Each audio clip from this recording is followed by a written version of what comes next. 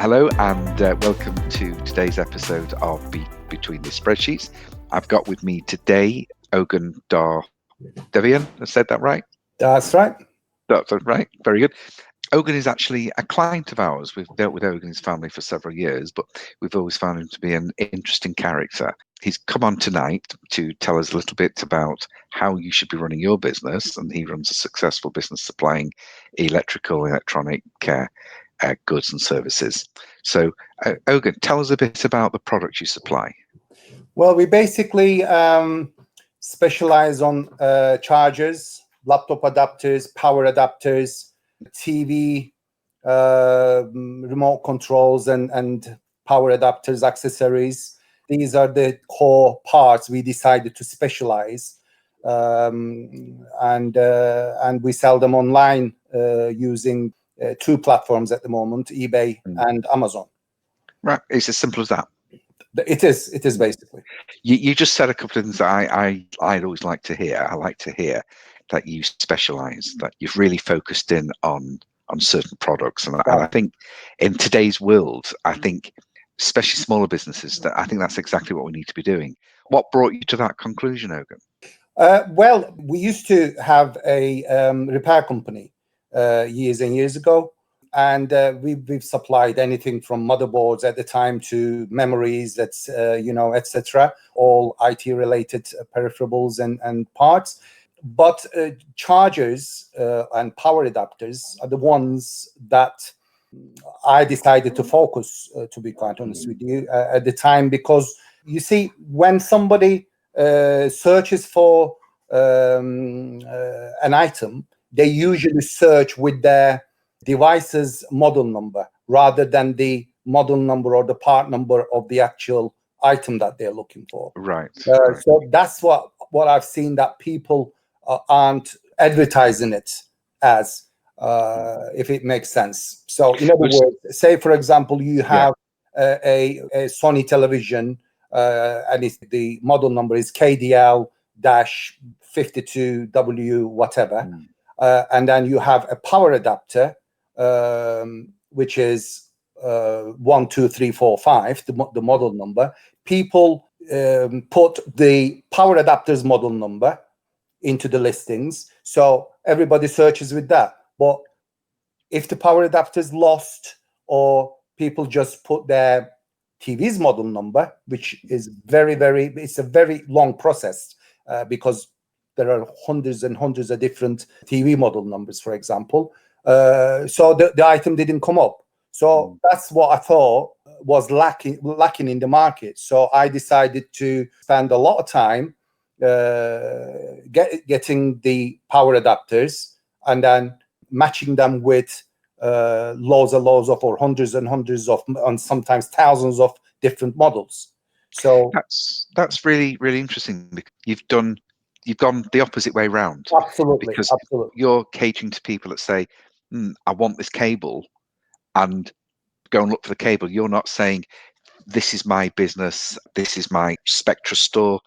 So people aren't searching for Spectrastore, and they're not searching for cables, and then you're selling them this cable. They're not browsing. That's right. You're attracting people that actually want a product.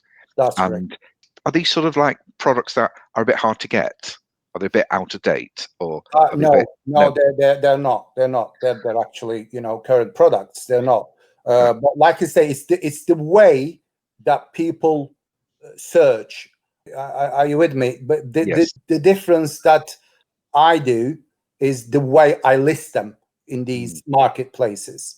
So I don't think I should be saying it, given my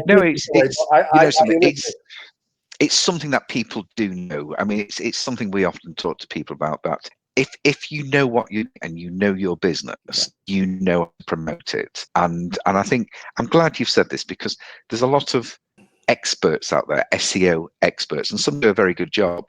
But really and truly, if you know your route to market, you don't need to be promoting a website. You don't need to be promoting a brand.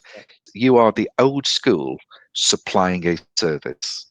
And when I think about it, the amount of computers and the amount of kettles and the amount of stuff, and even at home, controls with loss, and therefore we've lost, like, what do you call them, the plug-in things, the cables, HDMI cables and stuff, Yep. and it renders the computers useless unless you know what to do. So you can get a straight answer from a lot of retail firms. I mean, I don't know what model number things are. I don't know what things are. But if it's just a simple case of saying, well, this is what's missing, and type it in, and you can supply it, that's got to be a great advantage to people.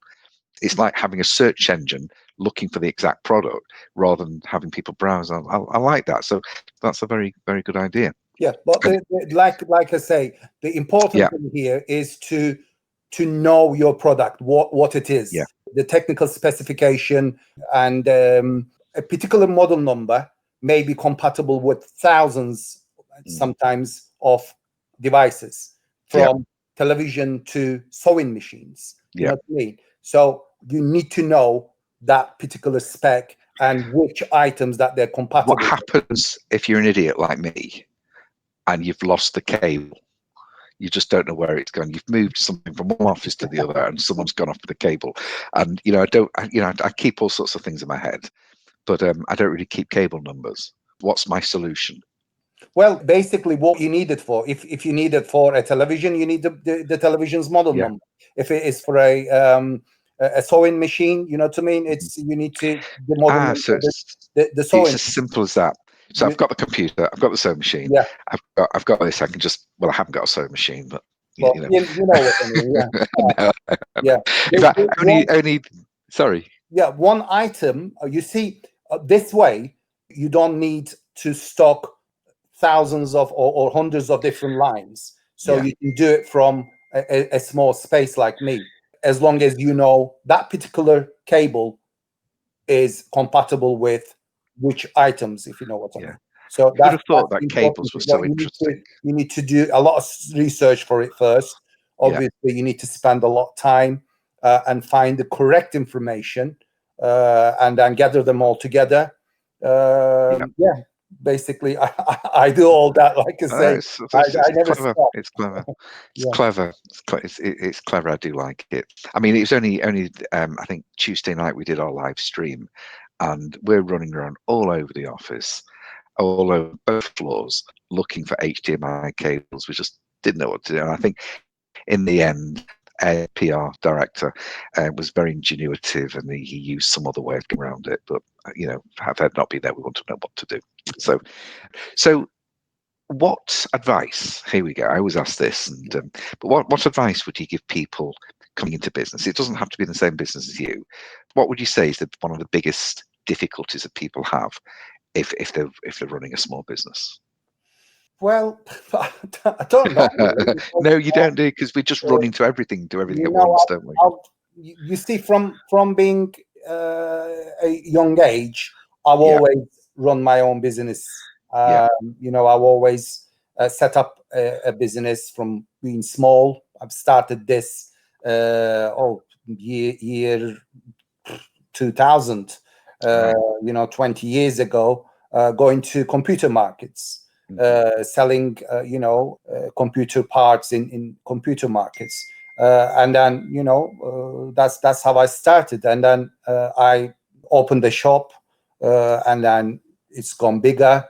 And then I stopped for a while, and then I started again. Well, the difficulty I find, to be very quite honest with you, is obviously finding people to work for you. That's quite difficult. In one time, in PC Casualty time years ago, I had about 12 people actually working for me. Big turnover. I think one year you got the records, 1.2 million. Yeah, I remember. Turnover 1 year. But the profit, you know what I mean? Okay, a lot of people working for you. You're the boss. You don't work as hard physically, but at the end of the year, the profit margin, the net profit you took home wasn't considerably more.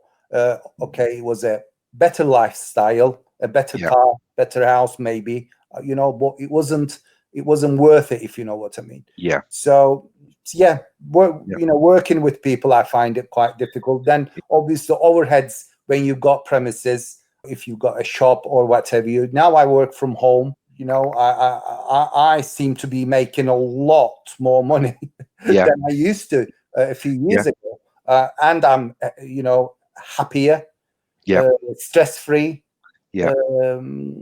So yeah, these are the things. No, I'm often spouting on.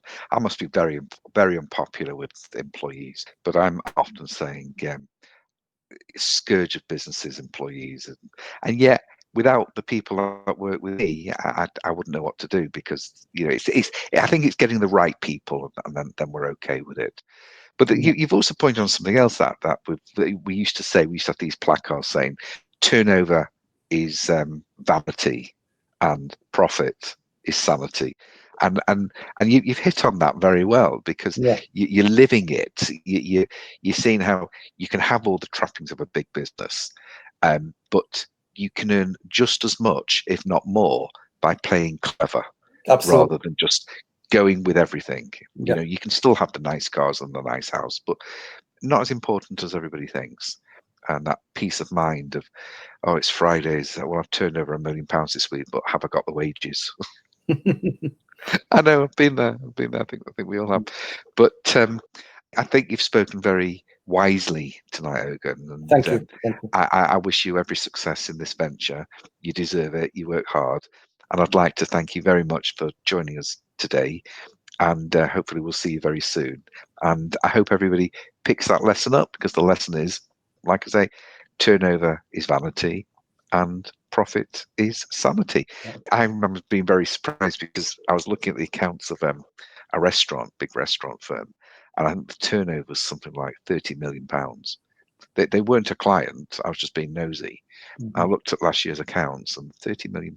This was before COVID turnover, and yet the profits were in the low end, hundreds of thousands. But when you take into account they had like 15 directors, and they're not earning. I mean, who turns over £30 million? If I turned over that, I'd hope to be making some sizable cash. Absolutely. Yeah.